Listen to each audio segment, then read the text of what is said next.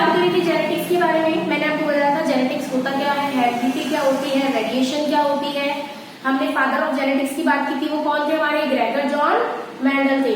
उनके date of birth, उनकी कब डेथ हुई थी, उनकी पूरी बायोग्राफी हमने पढ़ी थी। फिर उसके बाद हमने बात की थी मेंडल ने लॉ दिए थे आपको, ठीक है। फिर मेंडल ने टी प्लांट क्यों चूज किया था, मेंडल क्यों सक्सेस हुआ था, वो सारा मैं आपको प्रीवियस वीडियो में बता चुकी हूँ।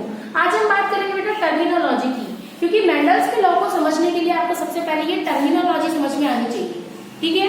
तो पहले टर्मिनोलॉजी हमारी बेटा जीन। जीन होता क्या है, सपोज करिए कि आपकी एक सेल है, सेल का ये न्यूक्लियस है, ठीक है। आपको पता है न्यूक्लियस के अंदर क्या प्रेजेंट होता है, क्रोमोसोम्स प्रेजेंट होता है, सब जानते हैं आप। इस क्रोमोसोम्स के अंदर क्या प्रेजेंट होता है बेटा, डीएनए प्रेजेंट होता है, ठीक है। इस डीएनए के अंदर क्या होता है बेटा, जीन होता है। अगर हम ऐसे कह दें कि इस छोटे से पार्ट के एक सेगमेंट को, ठीक है, क्रोमोसोम्स के एक सेगमेंट को जो क्या करता है, हमारे कैरेक्टर को कंट्रोल करता है, उसे क्या कह सकते हैं हम, जीन कह सकते हैं। इसकी डेफिनेशन हम ऐसे भी कह सकते हैं, जीन एक ऐसा फैक्टर है बेटा जो क्या कंट्रोल करता है, हमारे कैरेक्टर को कंट्रोल करता है। जैसे हमारी हाइट को कंट्रोल करता है, हमारी बॉडी के कलर को कंट्रोल करता है, हमारी आईबॉल के कलर को कंट्रोल करता है, ठीक है। उन सब कैरेक्टर को कंट्रोल करता है, वो कौन है आपका बेटा, जीन है, ठीक है। नेक्स्ट हम बात करते हैं बेटा एलील्स की। एलील क्या होता है, two alternate forms of gene controlling one character. बेटा आपको पता है एक कैरेक्टर की हमेशा दो कंट्रास्टिंग कैरेक्टर होते हैं, मतलब दो अपोजिट कैरेक्टर होते हैं। उन दोनों अपोजिट कैरेक्टर को अल्टरनेट फॉर्म्स को क्या बोलते हैं, एलील कहते हैं। जैसे सपोज करो, आप जानते हो हाइट,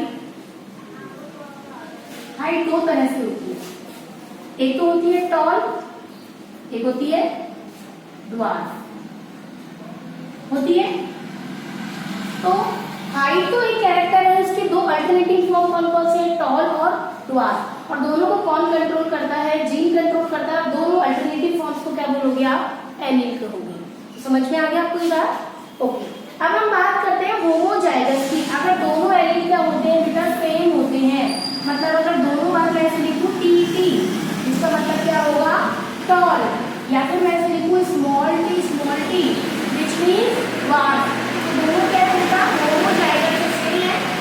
अगर हम हेटेरोजाइगस की बात करें तो दोनों क्या होंगे, डिफरेंस, एक तो होगा टी और एक होगा स्मॉल टी। इसको आप क्या बोलोगे, इम्प्योर टॉल, ऐसे ही कहेंगे, ओके। नेक्स्ट आता है बेटा फिनोटाइप के बारे में। फिनोटाइप होता है कि जब भी आप किसी ऑर्गेनिज्म को देखते हो तो उसकी फिजिकल अपीयरेंस को देख के अगर आप रेशियो बनाते हो, दैट इज कॉल्ड फिनोटाइप, ठीक है। सपोज करो हमने इस बोर्ड को देखा, इस बोर्ड को देखते ही हमें लग रहा है कि ये व्हाइट कलर का है, इसकी लेंथ इतनी है, इसकी ब्रेथ इतनी है, ये है वो है। तो जब हम इसकी फिजिकल अपीयरेंस, जब इसको सिर्फ बाहर से देख रहे हैं हम, ठीक है, वो क्या होता है बेटा, फिनोटाइप होता है, ठीक है। जैसे सपोज करो हमने देखा कि ये एक टॉल है, ये ड्वार्फ है, और इसीलिए आप क्या कहोगे, टॉल ही कहोगे। प्योर इम्प्योर की बात यहाँ नहीं होती है, यहाँ सिर्फ टॉल और ड्वार्फ देखते हैं, वो क्या है बेटा आपका फिनोटाइप है। जबकि हम जीनोटाइप में क्या देखते हैं, उसका जेनेटिक कॉन्स्टिट्यूशन, उसके अंदर कौन कौन से जीन्स प्रेजेंट है, ठीक है, कौन कौन से एलील्स प्रेजेंट है, उसके बारे में हम बात करते हैं, होता है इसका जीनोटाइप। अगर मैं बोलूं बेटा कि जो ब्लैक बोर्ड है ये किन किन चीजों से बना है आपका, ठीक है, इनके अंदर कौन कौन से जीन प्रेजेंट है, वो उसका जेनेटिक कॉन्स्टिट्यूशन होगा, वो उसका जीनोटाइप होगा। जैसे यहाँ पे मैं बोलूं बेटा ये टी, अब मैं इसको यहाँ जीनोटाइप में बोलूंगी, इसको प्योर टॉल, इसको बोलूंगी बेटा प्योर ड्वार्फ, इसको बोलूंगी इम्प्योर टॉल। समझ लो मेरी बात को। फिनोटाइप में हम प्योर इम्प्योर नहीं देखते, हम सिर्फ टॉल और ड्वार्फ देखते हैं, ठीक है, बाहर से फिजिकल अपीयरेंस देखते हैं। जीनोटाइप में हम देखते हैं उसका जेनेटिक कॉन्स्टिट्यूशन, कि ये प्योर है या फिर इम्प्योर है। समझ गए इस चीज को, ओके। आगे बात करते हैं, स्टार्ट करते हैं बेटा। हमारा है नेक्स्ट टॉपिक डोमिनेंट कैरेक्टर, ठीक है। डोमिनेंट कैरेक्टर क्या होता है बेटा, ऐसे कैरेक्टर जो F1 जनरेशन में शो होते हैं। अब आप सोच रहे मैम F1 जनरेशन क्या होता है, तो उसको मैं भी आगे डिटेल से बताऊंगी। आप सिर्फ एक बार टर्म याद कर लो। डोमिनेंट का मतलब होता है बेटा ऐसे कैरेक्टर जो F1 जनरेशन में क्या होते हैं, एक्सप्रेस करते हैं अपने आप को। रिसेसिव होता है बेटा जो अपने कैरेक्टर को एक्सप्रेस करने में क्या हो जाते हैं, फेल हो जाते हैं, जो अपने आप को एक्सप्रेस नहीं कर पाते, उसे बोलते हैं रिसेसिव कैरेक्टर, ओके। अब हम बात करते हैं, यहाँ पे बहुत इंपॉर्टेंट है बेटा mono hybrid cross. Hybrid cross का मतलब होता है, तो याद करो मैंने आपको बताया था कि जो पी प्लांट है उसके अंदर कितने कंट्रास्टिंग कैरेक्टर होते हैं, 7 कंट्रास्टिंग कैरेक्टर थे, यही बताया था ना। अगर किसी एक कैरेक्टर के बीच में क्रॉस होता है तो उसको बोलते हैं मोनोहाइब्रिड क्रॉस। जैसे अपन ने हाइट ले ली, तो हाइट के 2 कैरेक्टर होते हैं, टॉल और ड्वार्फ। तो टॉल और ड्वार्फ के बीच में क्रॉस हो रहा है, तो यहाँ एक ही तो कैरेक्टर है हाइट, उस एक ही कैरेक्टर के बीच में क्रॉस हो रहा है, उसको बोलते हैं मोनोहाइब्रिड क्रॉस। लेकिन अगर यहाँ पे मैंने 2 कैरेक्टर ले लिए, एक तो मैंने ले लिया येलो, तो येलो का अपोजिट होता है बेटा ग्रीन, और एक ले लिया मैंने राउंड, राउंड का अपोजिट होगा व्रिंकल्ड। तो यहाँ पे 2 कैरेक्टर की बात हो रही है, एक कैरेक्टर ये रहा, एक कैरेक्टर ये रहा, ठीक है। तो 2 डिफरेंट कैरेक्टर्स हैं, उनके बीच में अगर क्रॉस करवाते हैं उसको क्या बोलते हैं बेटा, डाई हाइब्रिड क्रॉस कहते हैं। इनके बारे में भी आप लॉ में अच्छी तरह से पढ़ेंगे डिटेल। अभी हम सिर्फ टर्मिनोलॉजी की बात करें, टर्म्स की बात कर रहे हैं। नेक्स्ट हम बात करेंगे बेटा टेस्ट क्रॉस की। तो टेस्ट क्रॉस में क्या होता है, अगर F1 जनरेशन क्रॉस होती है होमोजाइगस, अभी मैंने बताया था अगर सेम टाइप के एलील होते हैं उनको बोलते हैं होमोजाइगस। तो अगर F1 जनरेशन क्रॉस होती है होमोजाइगस पेरेंट से तो उसको बोलते हैं बेटा टेस्ट क्रॉस, ठीक है। और एक होती है बैक क्रॉस की, किसी भी एक पेरेंट से क्रॉस करवा दो, ठीक है, किसी भी एक पेरेंट से क्रॉस करवा दो, उसको क्या बोलते हैं हम, बैक क्रॉस कहते हैं। तो समझ में आई आपको ये बात। देखो अब हम बात करते हैं एक बार मोनोहाइब्रिड क्रॉस की और डाई हाइब्रिड क्रॉस की बात करती हूँ मैं। मोनोहाइब्रिड क्रॉस में मैंने आपको बताया था मोनोहाइब्रिड, इसमें क्या करते हैं क्रॉस ओनली 1, ये समझ में आ गया आपको। तो एक कैरेक्टर मैं ले लेती हूँ, यहाँ पे हम हाइट की बात कर लेते हैं, और हाइट के बेटा 2 एलिल हैं, एक बताया था मैंने आपको टॉल, एक बताया था मैंने आपको ड्वार्फ, यही बताया था।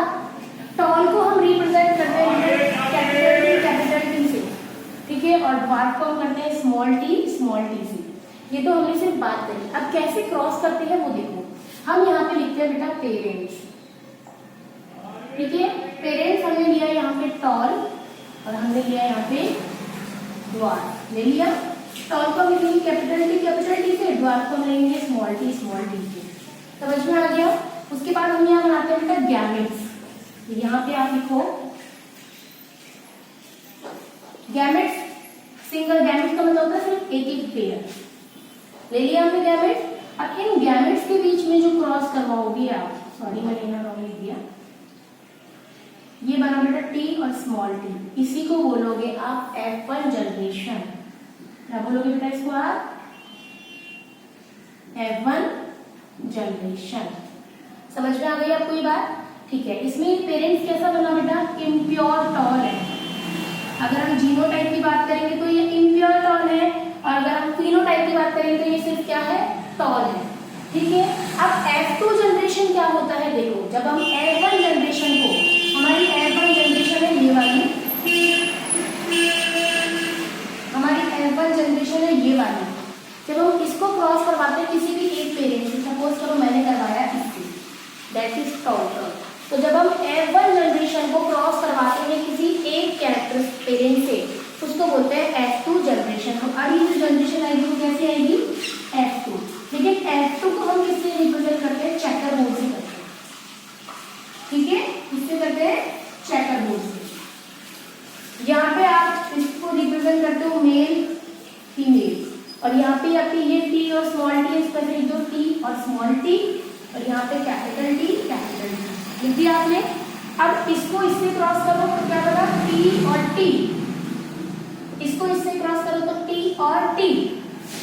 अब इसको इससे क्रॉस करो टी और small t, and then T और स्मॉल टी। इस जनरेशन को आप क्या बोलोगे बेटा, F2 जनरेशन। समझ में आ गई आपको ये बात।